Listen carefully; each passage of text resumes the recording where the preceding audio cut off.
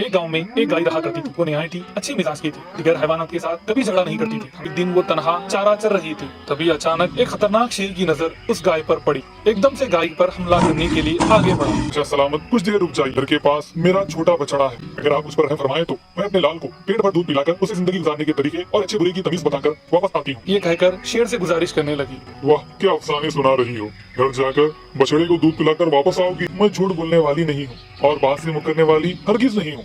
आप मेरे मासूम बछड़े के बारे में कुछ गौर फरमाएं, वो मेरा इंतजार कर रहा होगा। कल तुमने मेरे सामने गुजारिश की है तो मैं तुम्हें एक मौका देता हूँ। चलो जाओ और जाकर वापस आओ।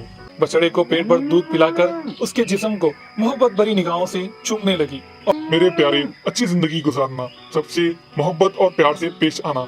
गाय को वापस अपनी जानिब आता देख शेर ताज्जुब से हैरत में पड़ गया। ये गाय कितनी ईमानदार है, मुआहदे के मुताबिक मेरी भूख मिटाने के लिए वापस आ रही है। ऐसी ईमानदार गाय को मारूंगा तो मुझे यकीनन गुनाह होगा। ऐ अज़मत वाली गाय, तुम कितनी ईमानदार हो। मेरी भूख किसी और जरिए से मिटा लूंगा। तुम घर वापस जाकर अपने बछड़े के साथ पुरसुकून जिंदगी गुजारो।